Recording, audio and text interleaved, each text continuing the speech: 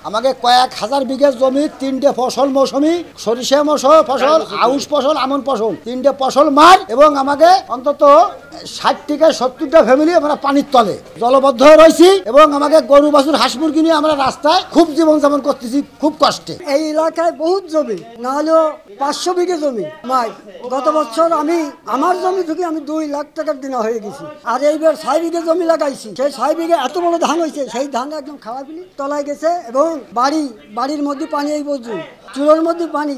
এই জায়গা প্রায় 1000-এরও বেশি হবে পানি বন্দী হয়ে রয়েছে। বিষয়টা হচ্ছে এই যে লঞ্চ ঘাটের থেকে একেবারে নীলে মাঠ সন্না টাওয়ার পর্যন্ত যার যার মন মতন রাস্তার সাইড দিয়ে শেষে কালভার্ট নির্মাণ করছে। সেই কালভার্ট ভবিষ্যতের কথা চিন্তা না করিয়ে যার যার মন মতন কালভার্ট করছে। সেই কালভার্ট দিয়ে একটু পানিও বৃষ্টির সময় বর্ষার সময় বেরোয় না। এই কালভার্টগুলো ক্ষণিকভাবে উচ্ছেদ করতে হবে, আর না হলে এই যে 1000 মানুষ পানিবন্দী হয়ে রয়েছে এই মানুষের এই পানিবন্দিত্বে তারা নিস্তার পাবে না। আমরা চাচ্ছি নীলেমাঠ এই মাদ্রাসার পুকুর, এই পুকুর এবং কবরস্থানের এই 2টা জায়গা বেকু গাড়ি দিয়ে আগে কাটতে হবে।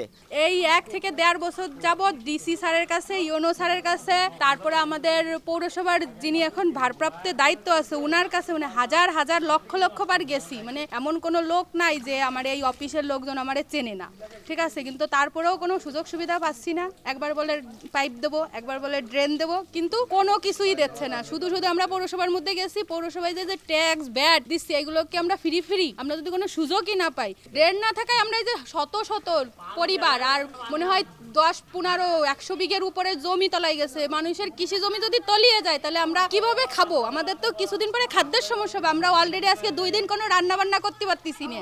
পেশালার বাড়ানোর সমস্যা হচ্ছে, রান্না বাড়া বাজারঘাট করার সমস্যা হচ্ছে। 2টা জায়গার একদম নীলেমাঠ মাদ্রাসার সামনে অপরিকল্পিতভাবে একটা রাস্তা আর একটা খালের মুখ বন্ধ করে দেওয়ার জন্য এই শতাধিক পরিবারের পানি উঠে গেছে ঘরে। আরো দিন যাচ্ছে আর আছে। এখানে 500 বিঘার মতো জমির ফসল রূপা আমন ডুবে গেছে। আমরা বারবার চেষ্টা করেও এটা আমরা সমাধান করতে পারি, কিন্তু এই মুখটাই অরিজিনাল আমাদের সমস্যা। সবার এলাকার সবার এই একটাই দাবি যে ওই মুখটা যেন ক্লিয়ার করে দেয়, যাতে যে ডিপার্টমেন্ট দিক। নীলে মাঠে ওইখানে যে 2-3টে মুখ রয়েছে এটা যদি ছায়া দেওয়া হয় তাহলে আমরা একটু রেহাই পাই এবং একটু আমরা বাঁচি। আমরা প্রায় 5-6 হাজার লোক এই ভোগান্তির শিকার। মোটামুটি আধা ঘন্টা বৃষ্টি হলেই এখানে তলায় যায়। সামান্য বৃষ্টি হলে এরকম জলাবদ্ধতা হচ্ছে, দায়ভার কি সম্পূর্ণ পৌরসভার? আমাদের নেই, কারণ এইসব ম্যানহোল খুললেই দেখা যাচ্ছে যে বিভিন্ন ধরনের প্লাস্টিক বর্জ্য যেমন বোতল আর প্লাস্টিক চিপসের খোসা এরকম বিভিন্ন জিনিস দেখা যাচ্ছে।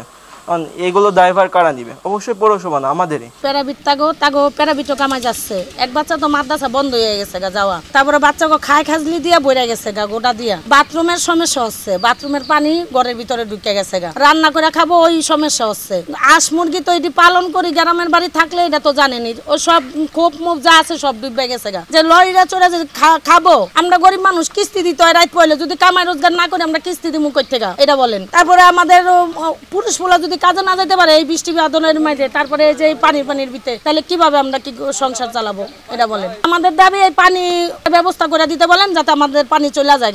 অভিযোগ পাচ্ছি, অভিযোগের পরিপ্রেক্ষিতে আমরা বিভিন্ন জায়গায় কাজ করতেছি এবং অভিযোগ ছাড়াও আমাদের মোবাইল টিম যেটা আছে সেটা বিভিন্ন রাস্তা দেখতেছে, করতেছে। আমরা কাজ করে যাচ্ছি পৌরসভা থেকে। তারপরে যদি কারো কোনো সমস্যা থেকে থাকে আমাদের সঙ্গে যোগাযোগ করলে আমরা সেটা যথাযথ ব্যবস্থা নিচ্ছি। এক্সট্রিম মশার কয়েল প্ল্যান্ট ফাইবার দিয়ে তৈরি, তাই সহজে ভাঙে না, সুগন্ধিযুক্ত ও নিরবিচ্ছিন্নভাবে জ্বলে। ডেঙ্গু চিকুনগুনিয়া বাহি সহ যে কোনো মশার বিরুদ্ধে দেয় এক্সট্রিম সুরক্ষা। গোপালগঞ্জ পৌরসভা এলাকায় এই অতিবৃষ্টির কারণে কিছু জায়গায় একটু অস্থায়ী জলাবদ্ধতা তৈরি হয়েছে। এটার কারণ হচ্ছে যে কিছু অপরিকল্পিত ভাবে একটি জমি এলাকায়, নিচু এলাকায় তারা বাড়িঘর তৈরি করেছে গোপালগঞ্জে আমাদের পৌরবাসী। তো ওই সমস্ত জায়গাতে বিশেষ করে জলাবদ্ধতা তৈরি হয়েছে, বিশেষ করে নীলার মাঠ এলাকা এবং গোবরা যে এলাকাটা রয়েছে সেই এলাকাটাতে আমরা এগুলো জানি এবং এটা আজকে থেকে আমাদের পানি জলাবদ্ধতা নিষ্কাশন মানে পানি নিষ্কাশন করার জন্য ওখানে আমরা অস্থায়ীভাবে আমরা উদ্যোগ গ্রহণ করেছি। আশা করি যে ওই এলাকার পানির জলাবদ্ধতা নিরসন হবে। এর পাশাপাশি ওখানকার স্থানীয় লোকজন তারা যে বাড়িঘর বানিয়েছে এই বাড়িঘর বানানো কিছুটা অপরিকল্পিত হয়েছে।